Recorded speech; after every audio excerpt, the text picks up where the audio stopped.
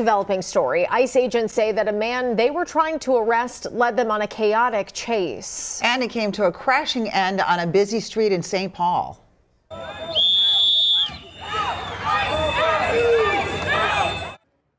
You can see a car's grill busted, front end smashed, and another one stuck in a snowbank.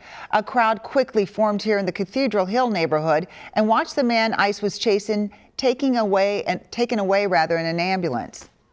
It felt like ICE had clearly, been involved in a pretty dangerous, life-threatening moment, and I don't know if the police are going to do anything, to deal with that or address what responsibility ICE might have had in creating it. So I hope they do. Well, we are learning about the man taken to the hospital and hear from a witness who saw what he called an 80-mile-an-hour crash happen. That's all coming up new at 6. Concerns today about conditions at the Whipple Federal Building. They come after a group of attorneys was given limited access to see how people are being held there. Our Jonah Kaplan is digging into some of their claims. This is the sworn declaration from attorneys who actually got access to Whipple because a federal judge said, Whipple, federal agents, you got to let them in. In the sworn statement, the attorney saying she wanted to observe conditions and speak with some of the detainees about access to counsel and other related needs. Court documents say several men she spoke with told her they'd been arrested the day before and hadn't talked to an attorney. Another said he didn't even know who to call for legal help. In the court document, the space is described as having about 24 desks arranged in an oval, each with a phone. But using those phones isn't simple. The attorney saying she tested one herself and claims that callers sit through long prompts in multiple languages and punch in several numbers before they can even dial out. The attorney also described seeing trash like food wrappers piled on the floor. She also didn't see any handbooks explaining detainees' rights.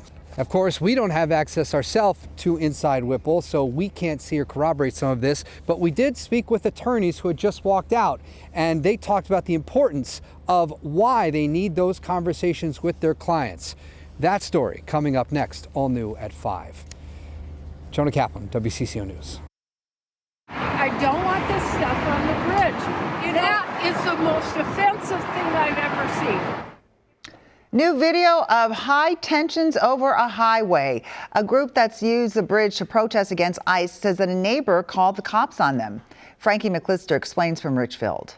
Well, there's a group that's been using this bridge to protest on Tuesdays over Highway 62. They said the one that happened this week wasn't the norm.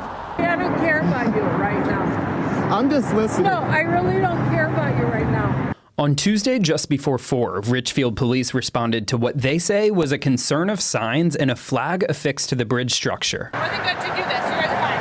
Just cannot affix it to the bridge. A man who captured the whole thing says he was protesting ICE with a few others.